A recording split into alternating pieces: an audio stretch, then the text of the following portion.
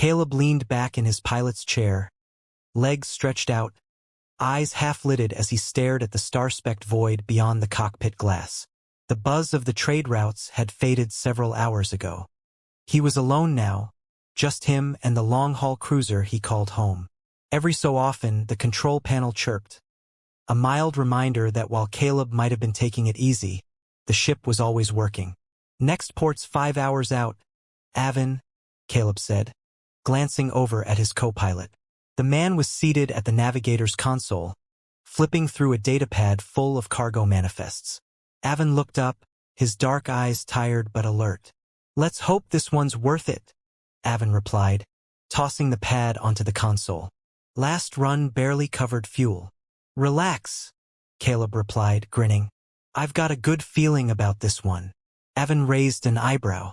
"Your last good feeling got us stranded for 3 days with nothing but ration bars and a busted reactor coil." "Details," Caleb shrugged. "This time it'll be different."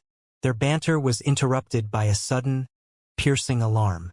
Both men snapped to attention as the cockpit lights dimmed and a red indicator flared on the screen in front of them.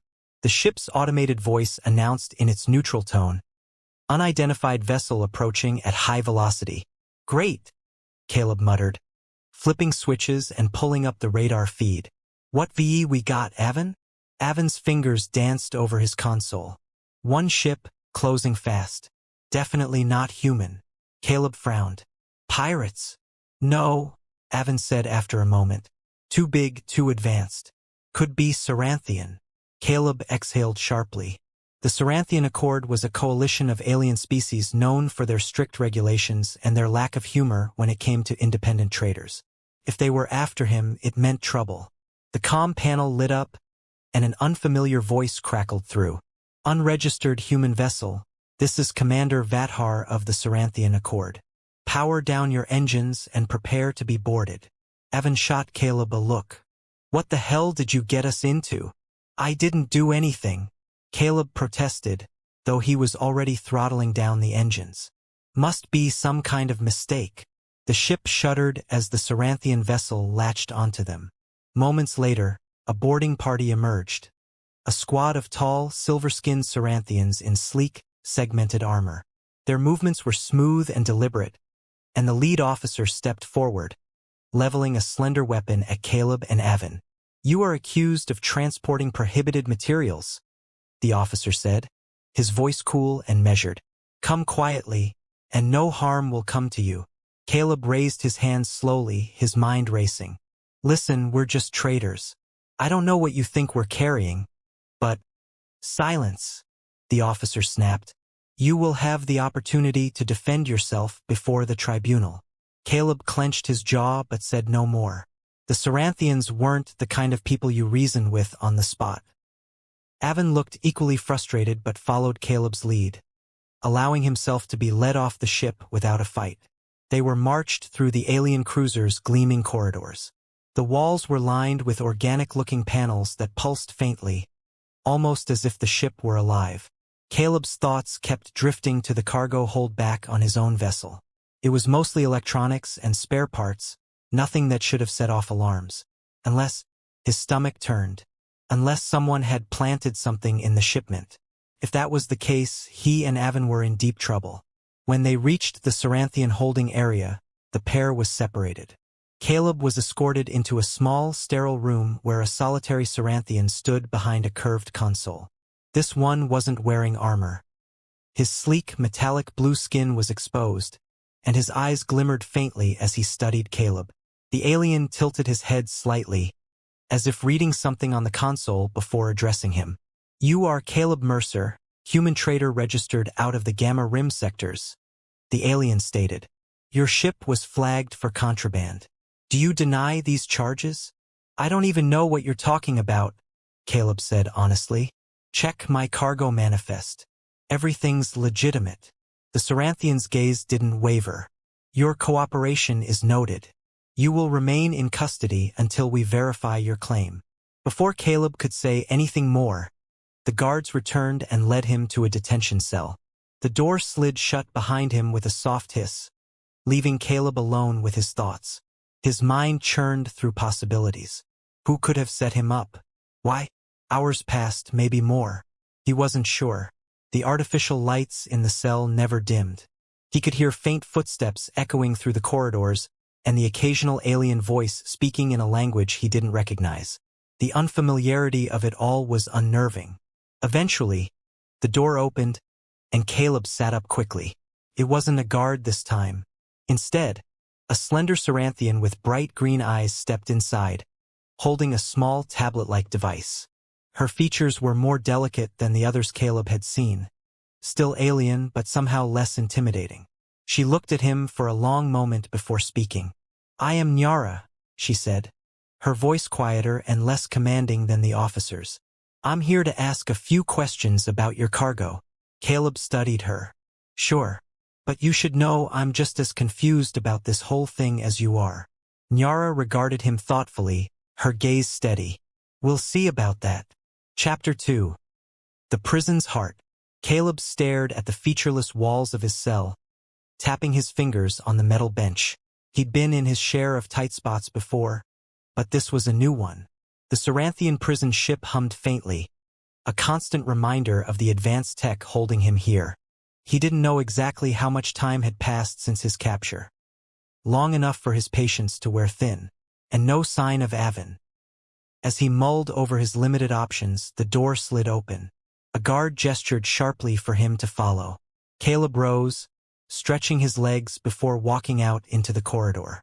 2 more guards fell in behind him, creating a tight formation. He didn't bother trying to make conversation. He'd already learned the Ceranthians were as chatty as stone statues. They marched him through a maze of hallways, the alien ship's interior smooth and almost organic in design. When they stopped in front of another door, it opened to reveal a large common area. Caleb stepped inside and quickly took stock. The room was filled with beings from all over the galaxy. Some were seated at long tables, eating or talking in hushed tones. Others stood in small groups, keeping a watchful eye on the door. As Caleb entered, a few heads turned. He got the distinct feeling he'd just wandered into someone else's turf. Before he could make his way further inside, he heard a low voice behind him. "New guy." Caleb turned to see a burly human leaning against the wall, arms crossed. The man's shaved head and sharp jawline gave him a tough, no-nonsense appearance. He wasn't wearing any official uniform, just the standard gray prison jumpsuit, but his stance and the way others gave him space made it clear he held some authority here.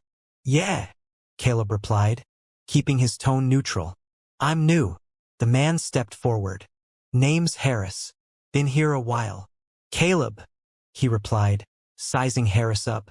"So, what's the deal with this place?" Harris shrugged. "It's a prison ship. They bring in everyone who crosses their precious laws. Some deserve it, some don't. Doesn't matter. Once you're here, you follow the rules." "Whose rules?" Caleb asked. "Mine," Harris said without missing a beat. "For your own good. You don't want to stand out too much. Keeps you out of trouble." Caleb raised an eyebrow. "Got it. So what do you actually do here?" "Mostly stay alive," Harris replied with a wry grin. "But if you're useful, you can make your time here a bit easier." "What did you do before all this?" "I ran cargo runs," Caleb said, not offering any more detail. "Apparently I got on the Ceranthians' bad side." "Welcome to the club." Harris gestured toward a table. "Come on, let's talk." Caleb followed Harris and sat down. The room buzzed quietly with conversations in a dozen languages, but Harris seemed unbothered. He leaned forward, lowering his voice. "Listen, we've got an understanding here. We stick together. Humans and anyone who wants to work with us. The Ceranthians keep us alive, but they're not going to lift a finger if something happens down here." "Like what?" Caleb asked. Harris glanced at a group of tall, four-armed aliens in the corner. They looked over at him and Caleb, then turned back to their own conversation. "Disputes happen. Some guys don't like us. They think humans are too loud, too pushy, whatever. You want to stay out of trouble? Stick close. You're not alone here." Caleb nodded slowly. "Good to know." Harris gave a small smile. "You'll catch on fast. Just keep your head down. Don't pick fights you can't win. And if someone offers you something for free, it's not free, Caleb finished. Harris chuckled. Exactly. Now come on. Let me introduce you to the crew. Harris led Caleb across the common area to a smaller group of humans gathered near the back. They looked up as the two approached. Harris motioned toward them. Everyone, this is Caleb, Harris said. He's new, but I think he'll fit in fine. A wiry man with a sharp nose and quick hands nodded. Joe, I'm the tech guy around here. Need something fixed, you talk to me. Claire, said a woman sitting nearby, her arms crossed. I keep us supplied. Well, as much as you can call the scraps they give us supplies. The last man, broad-shouldered with a quiet demeanor, simply said, Dane, if you need someone to watch your back, I'm your guy. Caleb shook hands with each of them, trying to get a read on the group. They were a mix of personalities, but they all had one thing in common. They knew how to survive. As they settled in to talk, Caleb started to feel the edges of his frustration softening. He wasn't out of danger yet, but he wasn't alone anymore. Maybe Harris and his crew could help him figure out what was really going on here. Chapter 3. Mutual Interests. The days passed in a blur of monotonous routines.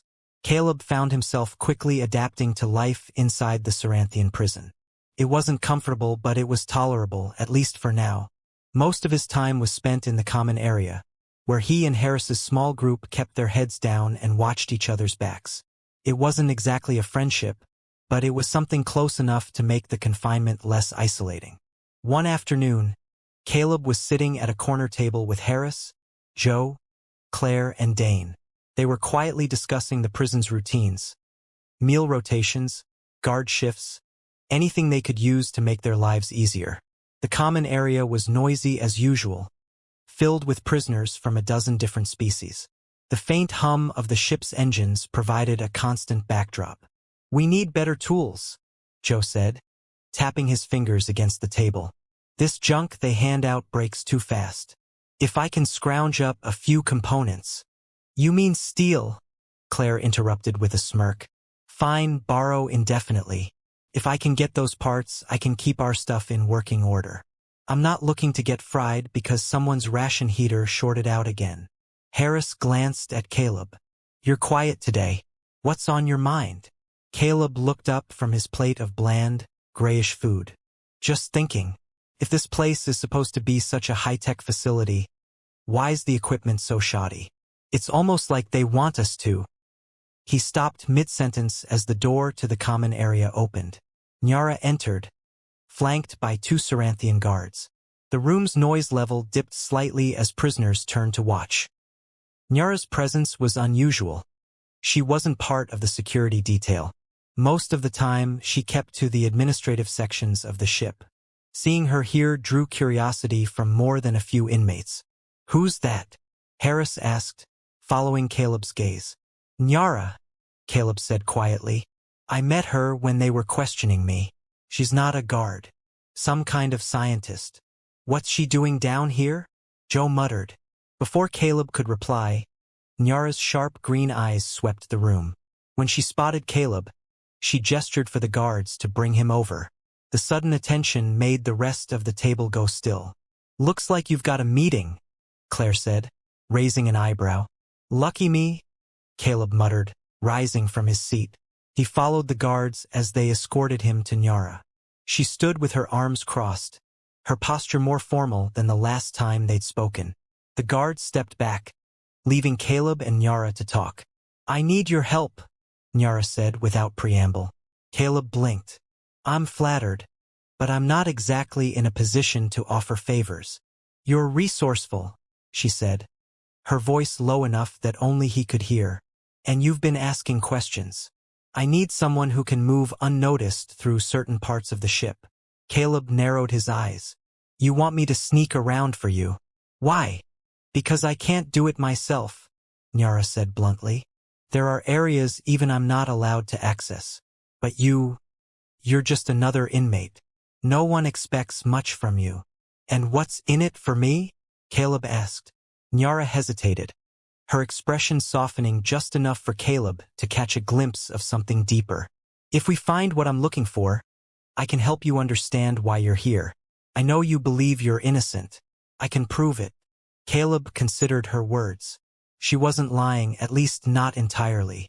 She seemed as trapped by the system as he was. And if there was even a chance she could clear his name. All right, he said. What do you need me to find? Nyara glanced around the room, then leaned closer. A data core. It's in the lower maintenance levels.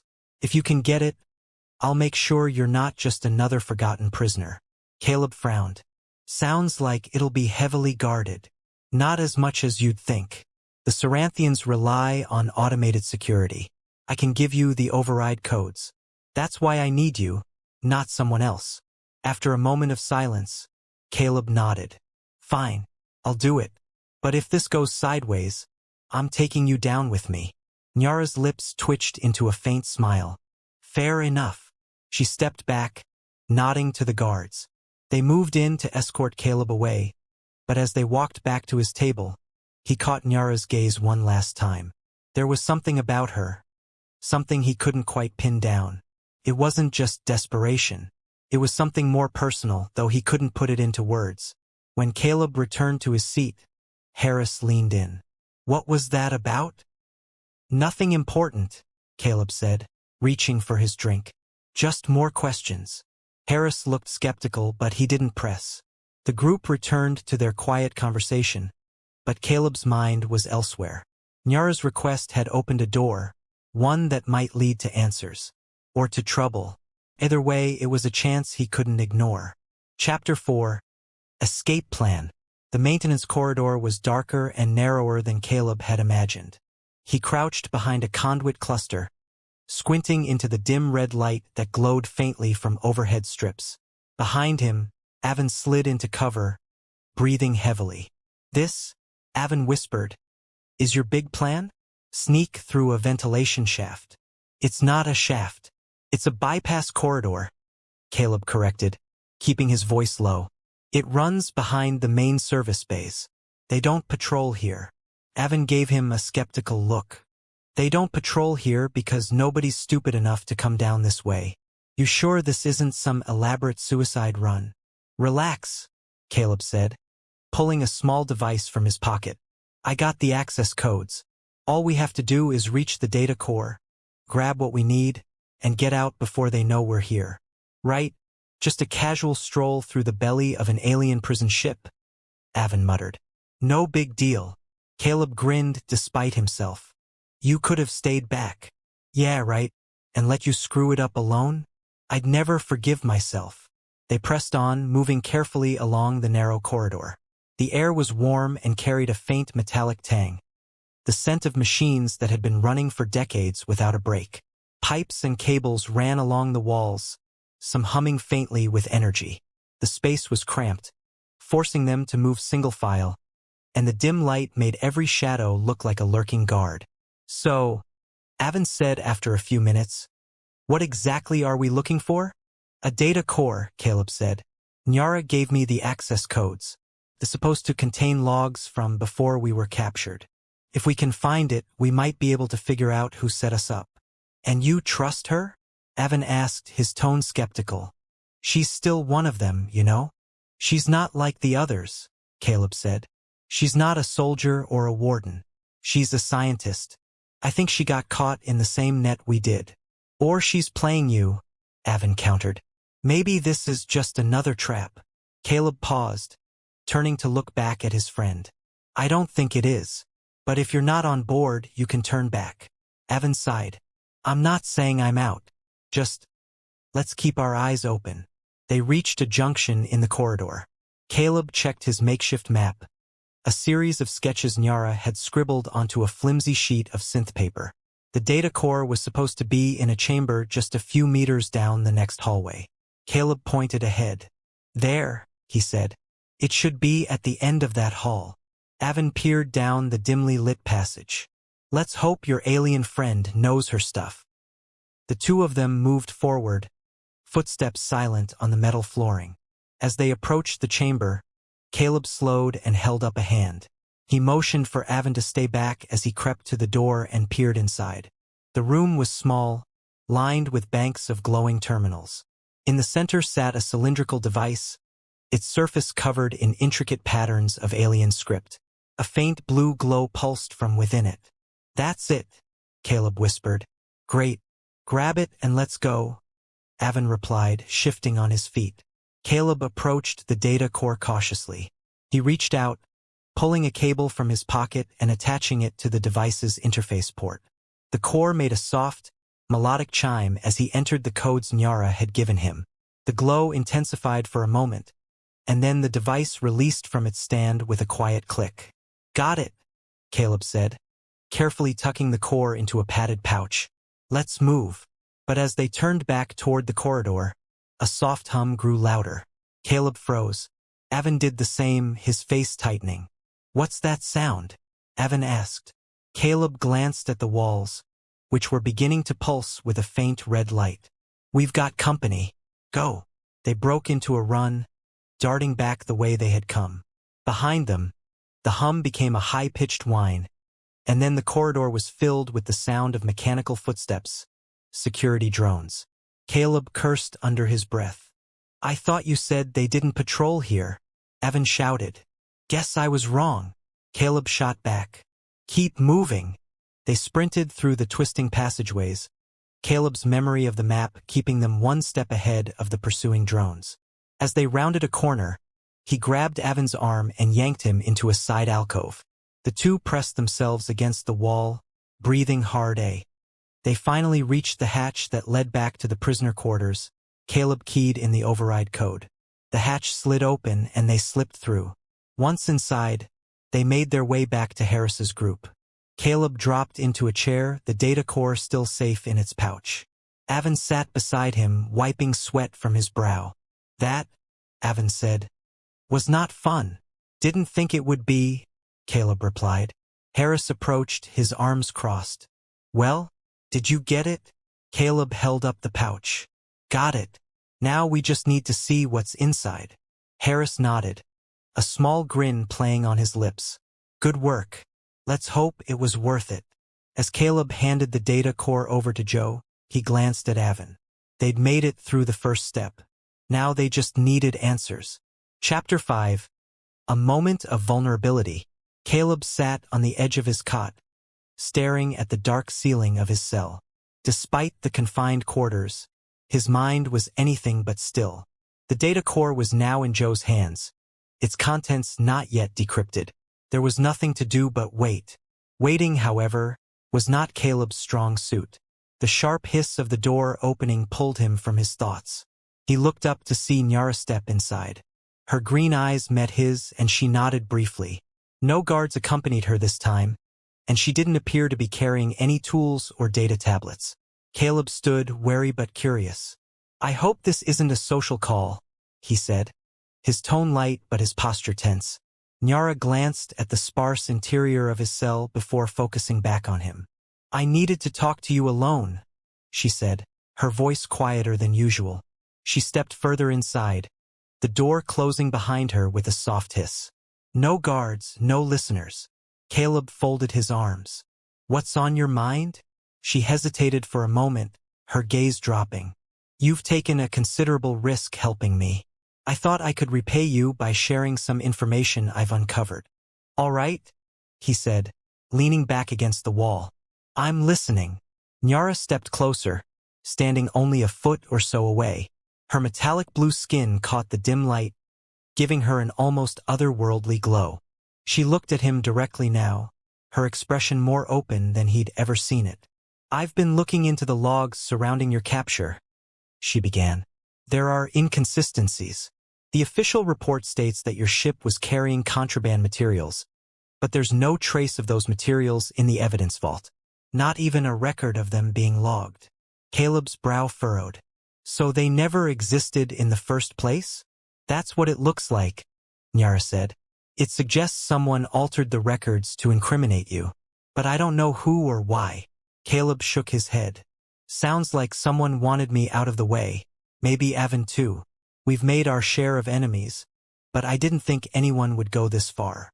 "There's more," Nyara added, taking a half-step closer. Her voice softened. "Whoever set you up may also be the one who put me here."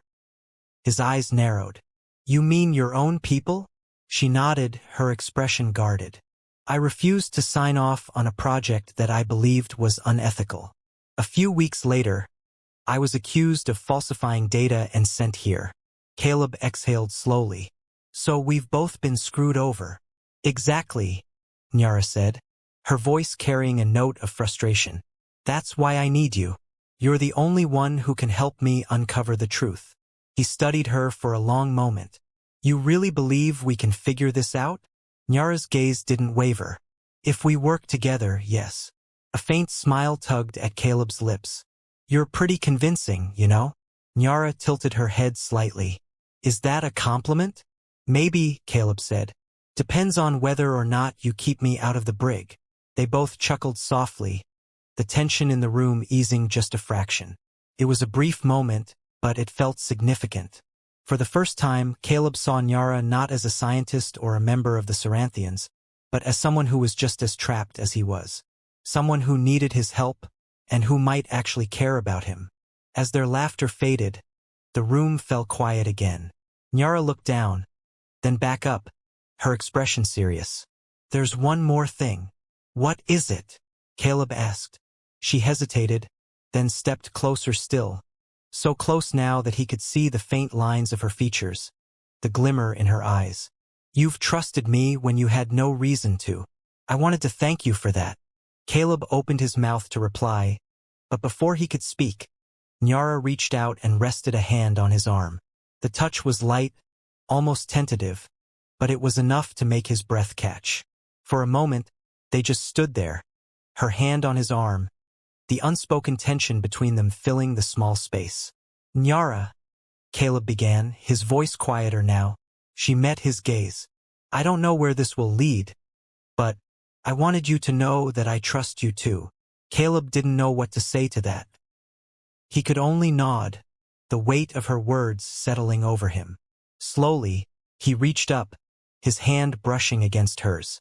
Their fingers touched briefly before she pulled back, the faintest hint of a smile on her lips. I should go, Nyara said after a moment. We'll talk more tomorrow. Caleb nodded again, still not trusting himself to speak. As she turned to leave, he found himself watching her every step.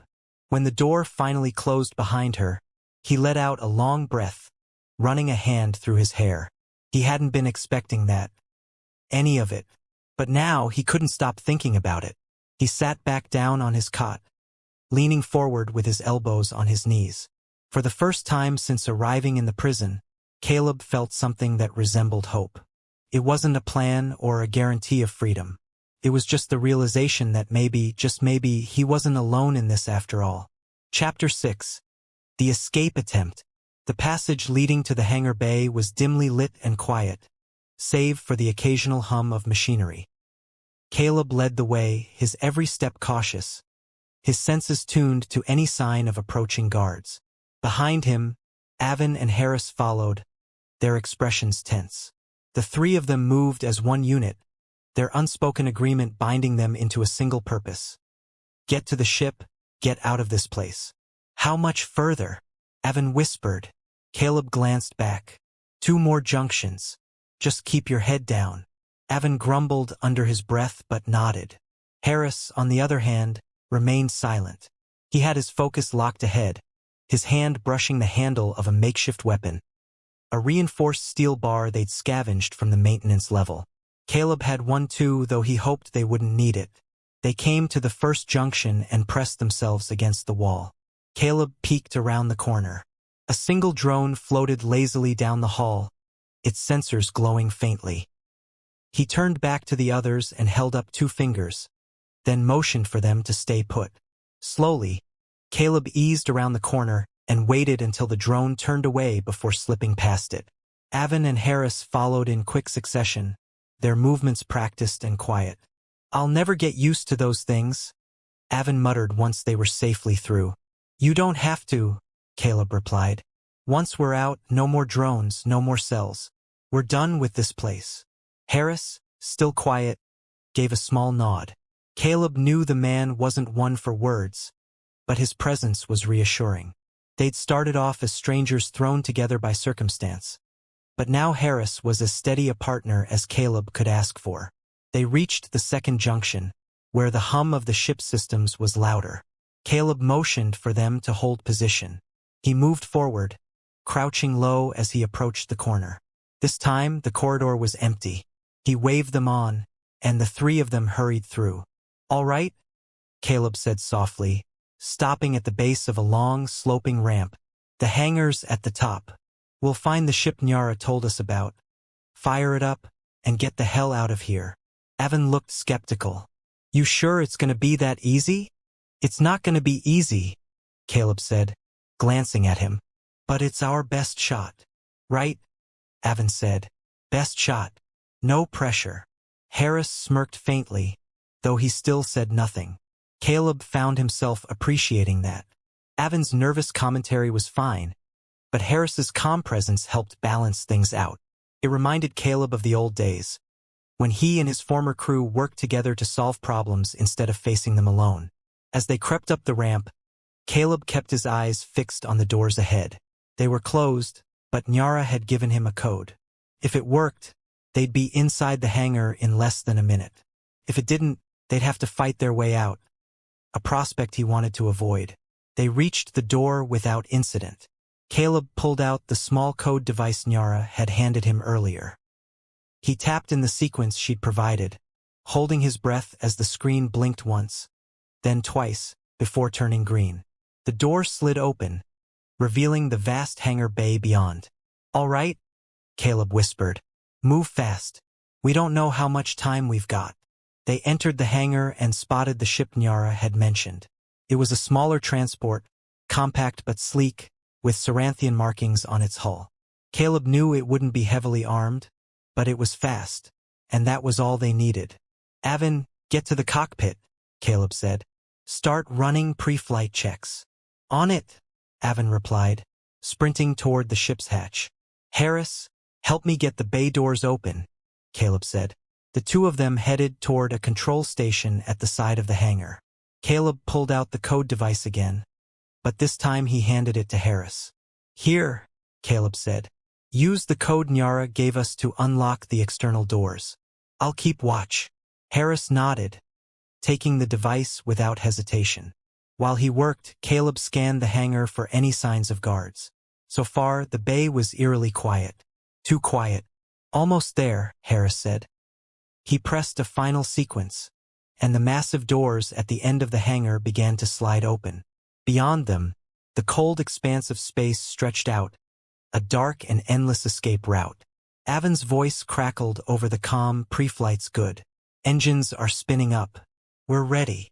Let's move," Caleb said, turning toward the ship. They all ran for the hatch. Caleb climbed aboard first, followed by Harris. Avin was already in the pilot's seat, his hands flying over the controls. The engines roared to life, and the ship began to lift off the deck. "Punch it," Caleb said, dropping into the co-pilot's seat. Avin didn't need to be told twice. The ship surged forward, shooting through the open bay doors and into the vacuum of space. Behind them, the Ceranthian ship loomed, its sleek design glowing faintly against the starlit backdrop. Alarms began to blare from the main vessel as it realized something was amiss. "They know we're gone," Harris said, leaning over Caleb's shoulder. "Then let's make sure we're long gone before they catch up," Caleb said. Avin adjusted the controls, sending the ship into a sharp dive before leveling out. The stars streaked past the viewport as they pushed the engines to their limit. Caleb glanced at Harris, who finally allowed himself a faint smile. "We're not out yet," Caleb said, "but we're close." Harris nodded. "Close enough." Chapter 7. A New World. The transport settled down on the surface of the uninhabited moon with a soft thud, sending a light cloud of gray dust into the thin atmosphere. As the engines powered down, silence crept in, broken only by the faint hum of cooling systems. Caleb exhaled slowly, his hands still resting on the controls. Avin, seated beside him in the co-pilot's chair, leaned back with a relieved sigh. "Well," Avin said, rubbing his face with both hands, "we made it, somehow." Caleb glanced over at him, smirking faintly. You had doubts. I always have doubts, Avin replied. But, hey, this time you actually pulled it off. Caleb didn't respond right away. His eyes flicked to the viewport, where the rocky terrain stretched out in all directions under the pale light of the moon's sun.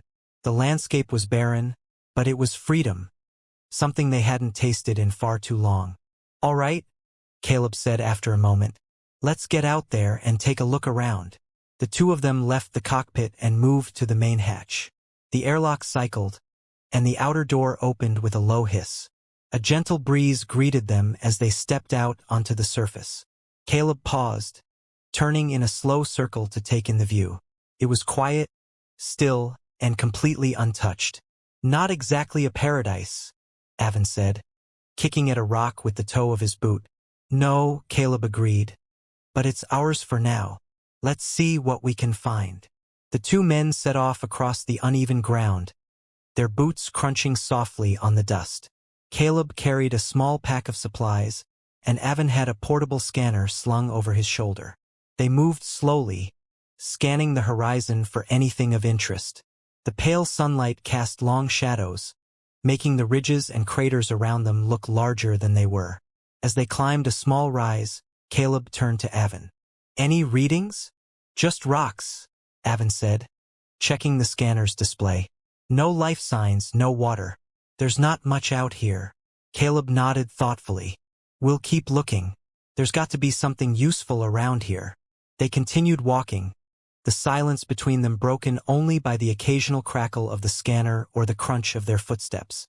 It wasn't until they reached a shallow canyon that Avin stopped and held up a hand. Wait, he said, pointing toward a cluster of jagged formations. What's that? Caleb squinted, then adjusted the visor of his helmet. The rocks ahead were different, smoother, almost polished. They glinted faintly in the sunlight, as if they were made of something metallic. Let's check it out, Caleb said, moving forward. As they approached the formation, Caleb noticed faint markings etched into the surface of one of the rocks. They weren't natural patterns. The lines were too precise, too deliberate. Is this writing? Avin asked, running his fingers over the etchings. Could be, Caleb said. But not any language I've seen. They exchanged a glance. The markings raised more questions than answers, but at least it was something. Caleb pulled out a small recording device and began documenting the symbols. What do you think this means? Avin asked. Not sure, Caleb said.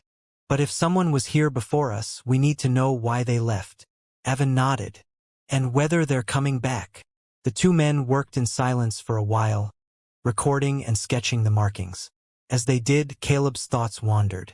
For so long, he and Avin had been reacting to events, fleeing capture, escaping danger. But now, for the first time, they were the ones taking initiative, exploring, trying to understand. It was a strange feeling. Hey, Avin said, breaking the silence. You think we'll ever get back? To a normal life, I mean. Caleb paused, lowering the recorder. I don't know. Right now, I'm just focused on getting through today. One step at a time. Avin chuckled. You always say that. Because it's true, Caleb said with a small grin. But who knows? Maybe we'll figure out what these markings mean, find something valuable, and make it back to civilization. And then what? Avin asked. You think we'll just walk into the nearest station and say, hey, remember us? The guys who broke out of a Ceranthian prison. Not exactly, Caleb said. But we'll think of something. Avin shook his head, smiling despite himself. You're hopeless. Maybe, Caleb said. But we've come this far. I'm not giving up now. Avin didn't respond, but his expression softened. They worked quietly for a while longer before packing up their gear and heading back to the ship. The symbols had given them a lead, something to focus on. It wasn't much, but it was enough to keep moving forward. As they walked, Caleb glanced over at Avin. He didn't say it out loud, but he was glad to have him along. Surviving out here alone would have been a lot harder. Together, they had a chance. Chapter 8. Homeward Bound. The ship's cockpit was quiet, save for the faint hum of the engines and the rhythmic beep of navigation systems. Caleb sat in the pilot's seat, leaning back with his arms crossed as the star-speckled void stretched out before them. It had been weeks since they left the barren moon behind, and the journey had been anything but smooth. Yet here they were, still flying. Avin appeared in the doorway, rubbing the back of his neck. "How's it looking?" Caleb glanced at the console. "Stable enough. We'll hit the outer edge of Ceranthian space soon. That's if we don't blow another conduit first," Avin muttered, stepping closer and leaning against the co-pilot's seat. Caleb smirked. "I thought you fixed that." "I patched it," Avin said, emphasizing the word. "We're running on borrowed time, you know?" "Story of our lives," Caleb replied, his grin fading as he studied the navigation readout. "Once we're past their territory, we'll have to find a quiet port, someplace off the main trade routes." Avin nodded. "That's the easy part. The hard part's going to be figuring out what comes next." Caleb didn't respond right away. He stared out at the endless expanse, his mind turning over the same questions he'd been wrestling with for days. Finally, he sighed and glanced over at Avin. "We make it up as we go," Caleb said. "Same as always." Avin frowned. "Come on, man. We're not just winging it anymore. We've got that data core, those inscriptions we found on the moon. That's got to mean something. We can't just ignore it." "I'm not ignoring it," Caleb said. "I just don't know what to do with it yet." "Then let's figure it out," Avin insisted.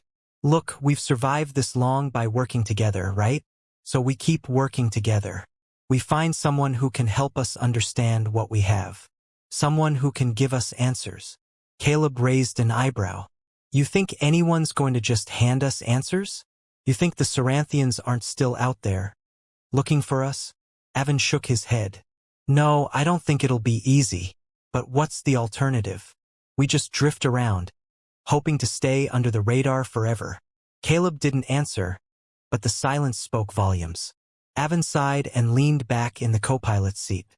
"You know," Avin said after a moment, "when we first started running together, I thought you were just a guy who liked taking risks for the fun of it. But now I see that's not it. You take risks because you don't know any other way to live." Caleb glanced at him. "What's your point?" "My point is," Avin said, "maybe it's time to try something different. Instead of just surviving, maybe we start figuring out how to build something." Caleb smirked faintly. "You sound like a motivational hollow." "Whatever," Avin said, rolling his eyes.